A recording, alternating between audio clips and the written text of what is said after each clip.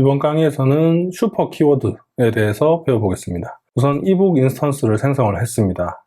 그리고 해당 ebook.setPrice 인스턴스 메소드를 호출을 하고 3만이라는 아규먼트를 입력을 했습니다. 그러면 setPrice로 가보면 intPrice 이 파라미터에 3만이 넘어오게 되겠죠. 그리고 this.price는 price라고 저장을 하면 이 넘어온 3만 지역 변수 price를 해당 인스턴스 변수인 price에 저장을 하겠다 라는 거죠. 그러니까 결국 EB 인스턴스의 price에 3만을 저장을 한 것입니다. 그리고 이번에는 이 넘어온 price 지역 변수 3만에 또 만을 더해가지고 이제 4만이라는 값을 슈퍼.price에 저장을 하고 있습니다. 이 슈퍼.price라는 것은 슈퍼는 부모의 인스턴스가 저장되어 있다고 생각하시면 됩니다. 그러니까 부모 인스턴스에 있는 price 인스턴스 변수를 말한다 라고 생각하시면 됩니다. 그래서 지금 보시면 자식 클래스에도 price라는 변수가 있고 부모에도 price라는 변수가 있죠. 그래서 이때 this.price라고 하면은 자식 클래스에 있는 price 변수가 됩니다. 인스턴스 변수 price가 되고 슈퍼.price라고 하면 부모 클래스에 있는 인스턴스 변수 price가 된다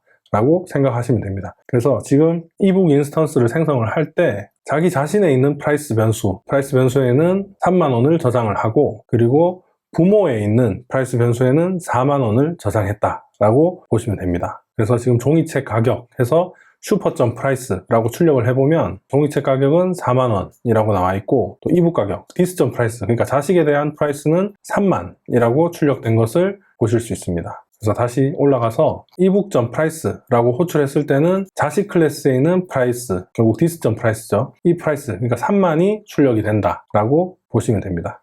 그리고 이번에는 ebook.title에 자바 기본 문법, 문자열을 저장을 했습니다. 그 다음에 ebook.getTitle 메소드를 호출을 했습니다. 이번에는 이 메소드가 호출돼서 타이틀 변수를 리턴을 하게 됩니다. 지금 보시면 타이틀 변수가 ebook 클래스에 타이틀 변수가 없는 것을 볼 수 있죠. 이때는 부모에 있는 타이틀 변수를 반환하게 됩니다. 그래서 아까 ebook.title, ebook 클래스에는 타이틀 변수가 없기 때문에 부모 클래스에 있는 타이틀 변수에 자바 기본 문법을 저장을 했고 그리고 ebook.getTitle 메소드가 리턴해주는 변수도 결국 부모에 있는 타이틀을 부모 클래스에 있는 이 타이틀 변수를 반환하기 때문에 결국 자바 기본 문법이 리턴이 돼서 출력이 된다라고 생각하시면 됩니다. 그 다음에 이번에는 ebook.author는 L컴퓨터 학원을 저장을 했습니다. 그러면 지금 ebook 클래스에 또 author 변수가 없죠? 그러면 또 마찬가지 부모에 있는 author에 L컴퓨터 학원이 저장이 되게 됩니다. 그리고 ebook.getAuthor 메소드를 호출했을 때 지금 this.author라고 하면 이북에 있는 author를 호출할 것 같지만 이때는 이북에 만약에 author라는 변수가 존재한다면 this.author가 이북에 있는 author가 리턴이 될 거고요. 근데 지금 보면 이북 클래스에 author 변수가 없죠. 이때는 this.author라고 하더라도 자동으로 부모에 있는 author 변수를 반환한다, 리턴한다 라고 생각하시면 됩니다. 그래서 ebook.author 이 부분도 결국 부모에 있는 author 변수에 L컴퓨터 학원을 저장을 했고